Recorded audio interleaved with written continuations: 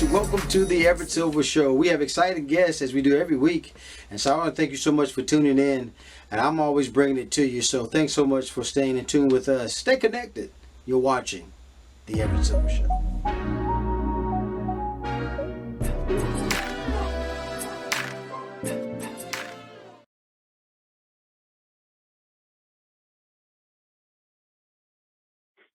Hi, What? Everett. David and Arisce, thank you so much for doing the show. Of course. Thank you so much for having us. Well, folks, MTV's global sensation X on the Beach, and I have a couple of stars I'm telling you here. I have David Barta and also Arisce Wanzer is here with us. And so, guys, you got to start. I guess I'll start with you, Arisce. Tell us about the exciting show. It's a really fun show to watch, to be on. I don't know. It's very dramatic.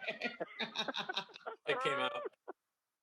Right? I was like, it'll be fun to watch, to live it. It's very dramatic. It was dramatic, to say the least. David, But David, you saw why I started with her, right? You already came out with it, right? Yeah, exactly. Oh man, it's so stressful being there. I was like, the first word that came in her mouth was fun. I was like, fun for who? yeah, it was like fun. Well, Yeah. there's so much that is happening during this session, and let's just talk about some of the, just connecting it. The subject, it really jumps out at me. What is it dealing like with exes, David?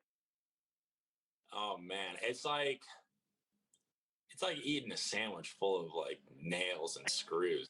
Oh, It might, sitting on the table, you're like, damn, that looks pretty good. Like, I'm gonna put that in my mouth. And as soon as you do, you're like, wow, this does not taste the way I thought it would. But in all reality, it's never a fully pleasant experience for anyone.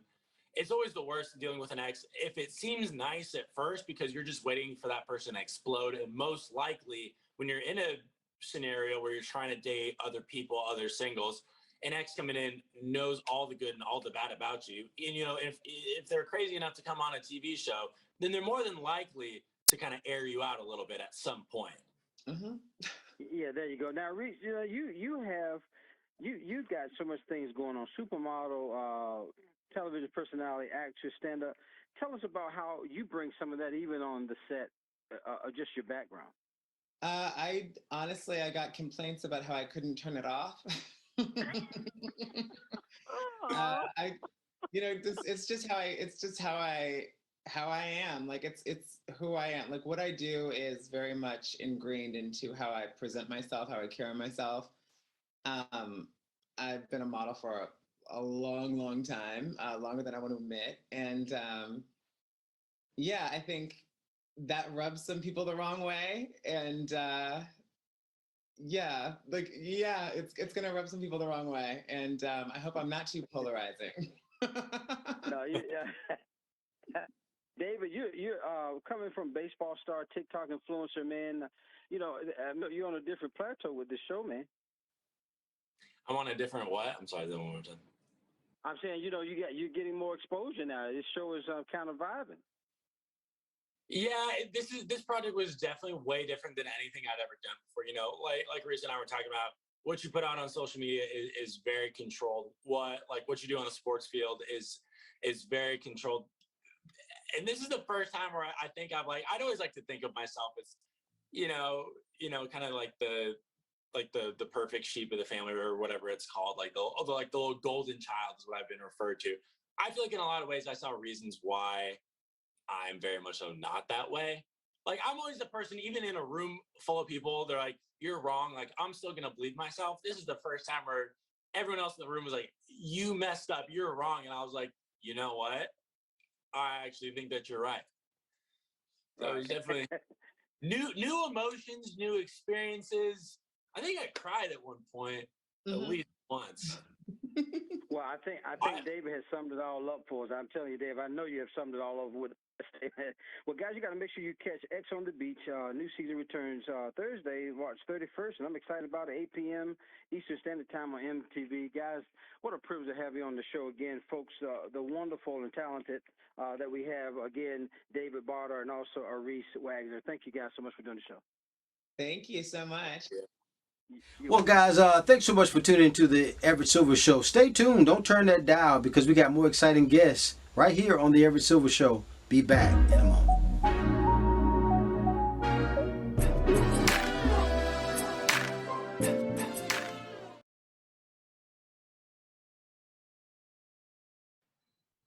Hi, Everett. Hello, Everett. Well, I gotta say, Natasha, I'm telling you, you guys, I'm just so excited to have you on the show, Ludo as well. And so, guys, thanks so much for doing the show. There's a rat in the kitchen, though. We got to talk about. So I have the Yeah. wonderful stars, comedian Natasha, also celebrity chef Ludo is with us. And guys, let's talk about this. Just not just a a cooking competition show, man. That's high stakes going on. Let's start with you, I guess. How in the world you start hosting something like this, Natasha, and that you got involved? They sent me the pilot, and I was a little on the fence about a cooking show because I was like, I'm not a cook. Do people want to see me on a cooking show? I'm actually a horrifying cook. But then I realized Ludo was a part of this, and I was already a huge fan of his restaurants. Um, Petit Trois, Trois Mex, Trois Familia. He's such an imaginative chef, and his food is so delicious. And then they told me that I could be funny on the show, and I didn't have to cook or anything like that. I just got to taste the food and critique it. So that was really exciting for me. And we just had such a great time. And the conceit of the show is each episode has 7 different chefs, and they can range from home chefs to people who own restaurants, professionals. And one of them is chosen the night before to be the rat, the saboteur. So they're there to sabotage the rest of the chefs. So, they have various rounds, and they're all trying desperately to impress Ludo because, like me, they're huge fans of his. And, the rat will sometimes successfully sabotage the dish, and then he gets to keep the money for that round, or sometimes fail, and the team was able to work so well together that they're able, to impress Chef Ludo, and then they get the money. So basically, nobody knows who the rat is, and the team is working together, but also secretly trying to figure out who they can trust and who they can't trust. So there's a lot going on, and in addition, we get to get tips from Ludo on what makes something either good or bad. And it was such a great experience. And I feel like I learned so much and had so much fun. Well, there you go. Well, I got to say, Ludo, you come from, man, some of the best kitchens out of France, man. From learning Yes. from some of the best chefs in the country. What your expectations, though, when you think in terms of now this show, and again, as Natasha said, they're trying to please you. What do you think that's going to be difficult? No, I mean, it's not difficult to please me, and I won't be like that on the show. If the food is good, the food is good. You know what I mean? I can really enjoy a very simple piece of vegetable with a brown butter. Put butter on everything and I'm pleased. It's good. No, I'm joking. I'm joking, guys. But no, but to please me, I mean, yes, the food need to be taken seriously, need to be cooked very well, presentation, tasting, texture, smell. I mean, yes, I'm good. I'm a tough judge. I'm not that easy to please on the show. I want some good food, and we take the food very seriously on the show. And it's sad to see sometimes you have some good food they've been sabotaged by the rats. Right now, yeah, I saw some of the trailers, Ludo, and I tell you, man, I got so tickled because nobody knows who to trust anymore, right?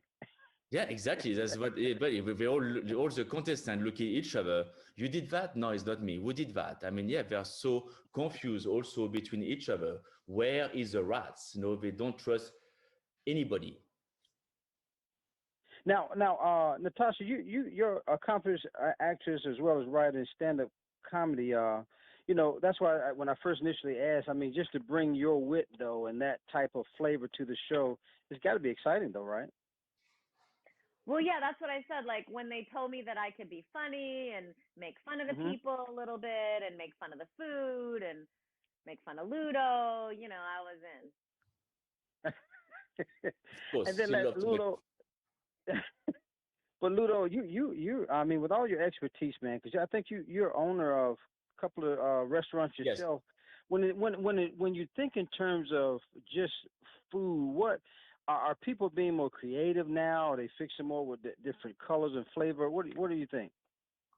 About what? About the food in the show? Yeah, yeah. Yeah, I mean, some people are very creative. Some people really want to please me and Natasha, so they really try to step up and create new flavor, also new combination. But sometimes it don't work, also. Uh, but the contestant really want to please us on the show and really want to win the money. Definitely, they're here for win. Make sense? Well, I got to tell you, yes, it does make sense, and I tell you, everybody, you've got to tune in because there are a lot of. I mean, we love to eat. There are a lot of things that's going on, but it's also got a twist to it. I want to make sure everybody know Rat in the Kitchen premieres, I believe, Thursday, March the 31st at 9 p.m. on TBS. And I give you both any last minute things you want to say because what a privilege to have both of the a couple of the stars of Rat in the Kitchen, comedian Natasha, and also celebrity chef Ludo. Merci. Thanks, guys. Appreciate you. Okay, thank you. More guests coming your way. Don't touch that dial. I'll be back in a moment.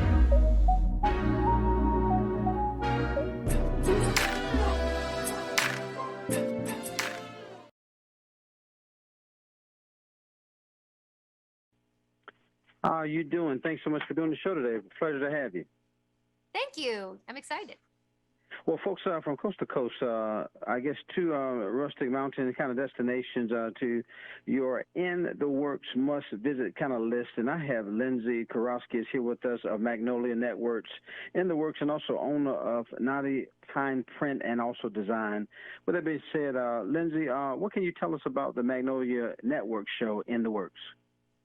Yeah, so it's my show. You follow me renovating old hotels and motels in the U.S.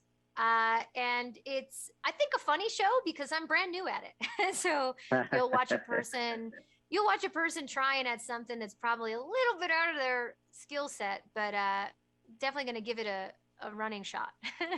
Well, there you go. Well, Lindsay, tell us about what made you spend your life savings to buy properties that needed so much work. Hearing it back makes me think twice about the decision, truly. But yeah, so I had worked in design and build for 10 years. I travel the US as an event producer. I work with big brands. I love it. I'm always sent to other venues. And as I've gotten older, the travel has gotten hard on me.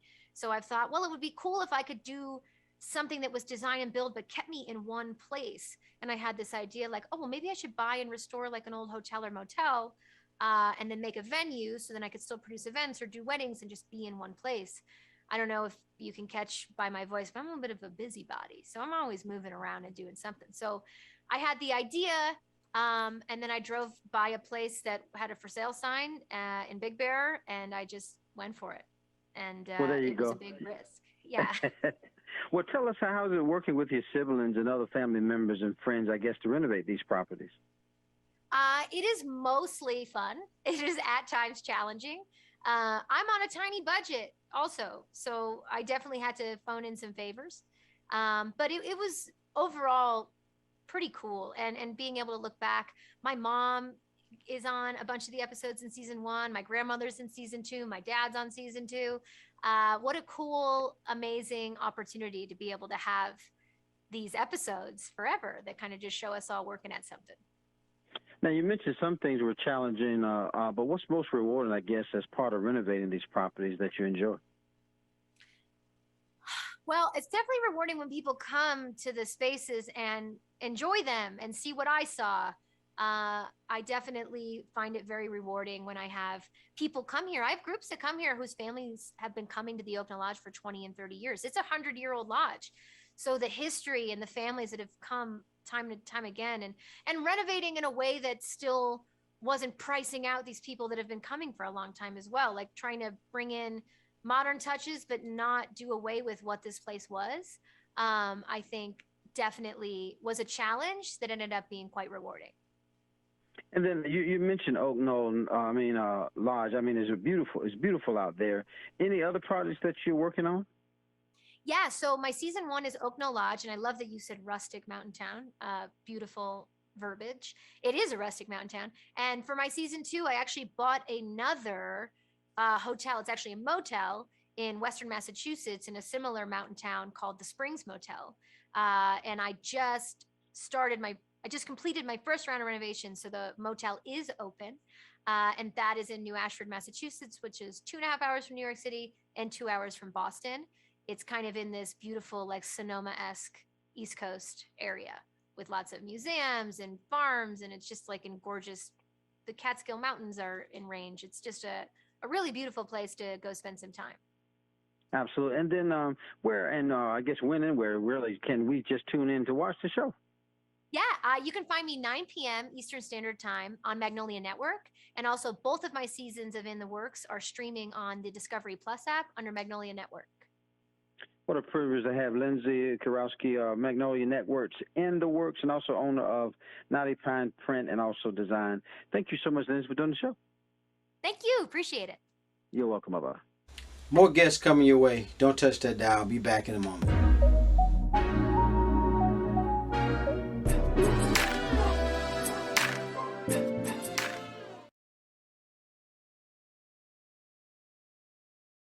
Well, folks, lung cancer is kind of leading cancer killer, really, in the United States, but there's hope. There's a new lung cancer kind of screening guidelines that double the numbers of Black Americans and women as well eligible for some type of screening, but we have to talk about that. And updated guidelines, though, as well as also an important step forward to addressing some of the racial disparities associated with lung cancer. And joining me today to bring some awareness to the issue and discuss this new screening guidelines is Dr. Victor Waters, National Volunteer Medical Spokesperson for the American Lung Society.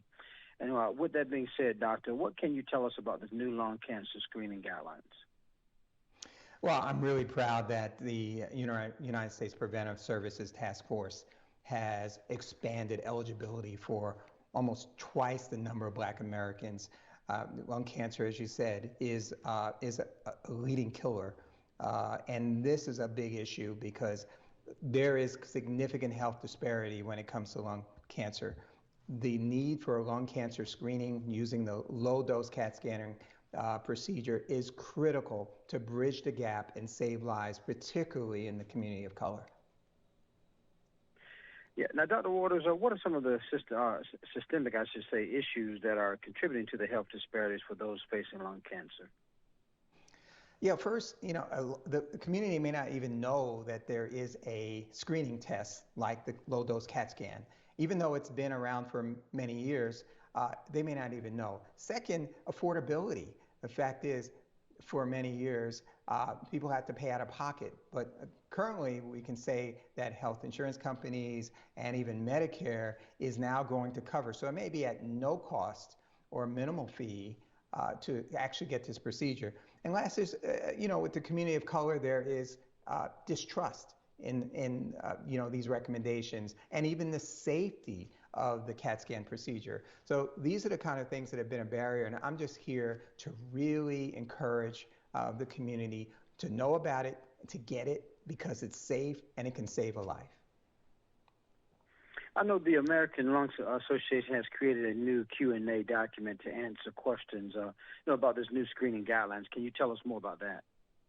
Yeah, so lung.org screening, if you Google lung.org Google, you'll find some screening criteria as well as resources and an array of information. And it's going to tell you that if you fill out the criteria, that you may qualify if you're 50 to 80 years of age, and if you've been a smoker for 20 years, 1 pack for 20 years, or 2 packs for 10 years. That qualifies you very simply to reach out to your physician and say, I meet these qualifications, can I get the low-dose CAT scan procedure? And then, Dr. Waters, what are some key takeaways that you want, the audience to kind of learn from today's experience with us? Well, number one is when you hear low-dose CAT scan, and you're going to hear that over again as there's more exposure about it, this has nothing to do with getting a dose of anything in terms of contrast with the CAT scan. This is simply a simple x-ray that you get multiple layers of your chest to look for a nodule that could be cancerous. Very important. And it's basically covered by your health insurance carrier. So those are the basic takeaways. Please go to lung.org screening. Thank you. Yeah, that is so important. I want to again thank my special guest, Dr. Victor Waters, National Volunteer Medical Spokesperson for the American Lung Association. Lung.org/screening is where you want to go. Thank you, Dr. Waters, for doing the show. Thank you. Thank you for your time. More guests coming your way. Don't touch that dial. I'll be back in a moment.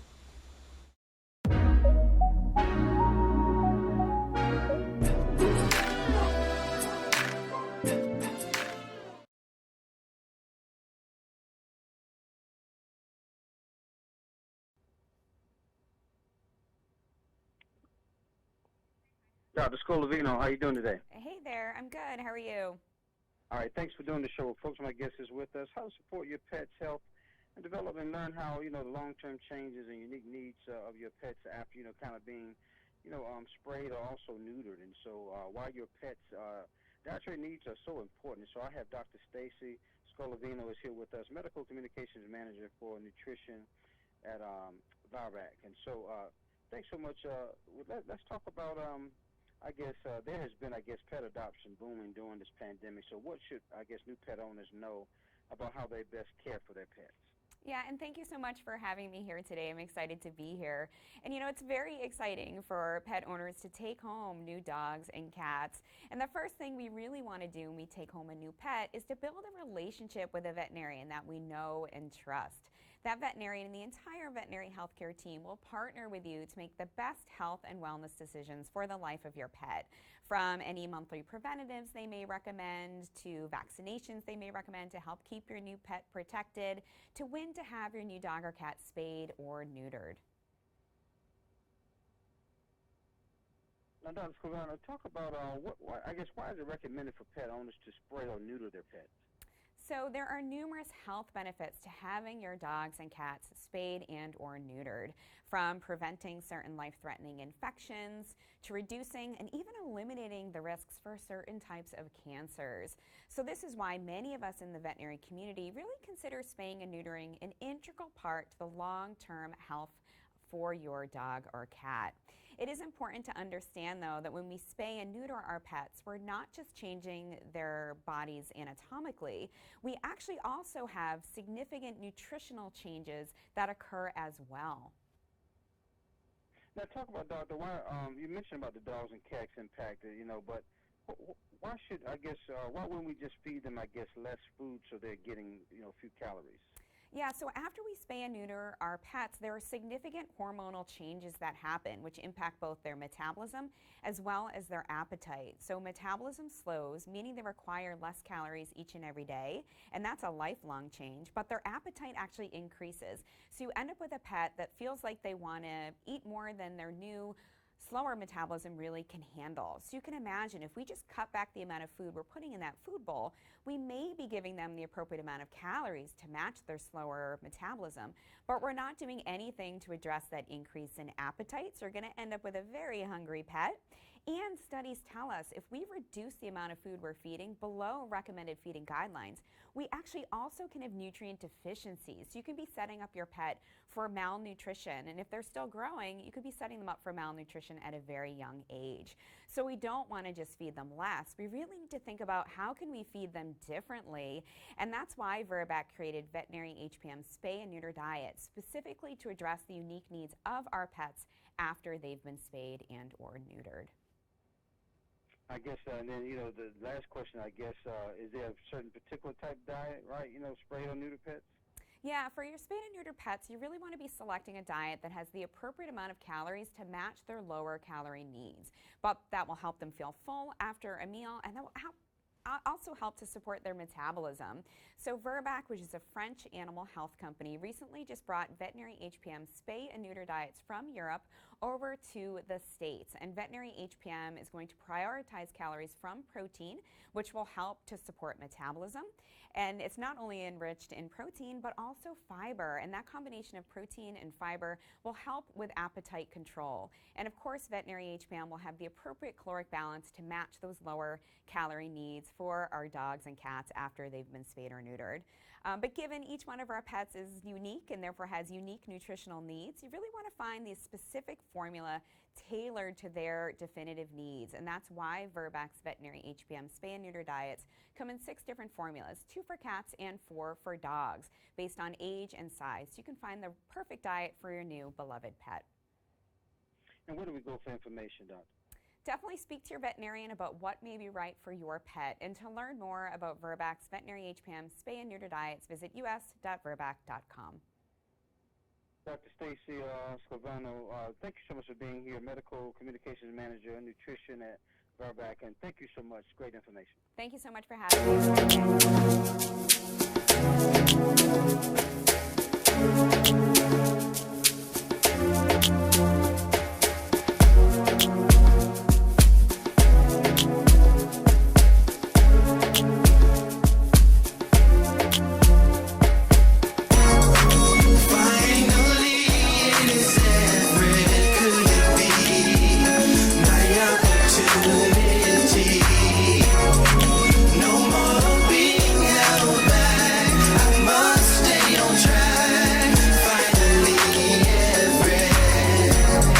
Seems like forever is coming. I can't believe it's happening to me. Wanting to sing a song all along. I know it's in me. Finally, it is Everett. Could it be my opportunity? No more.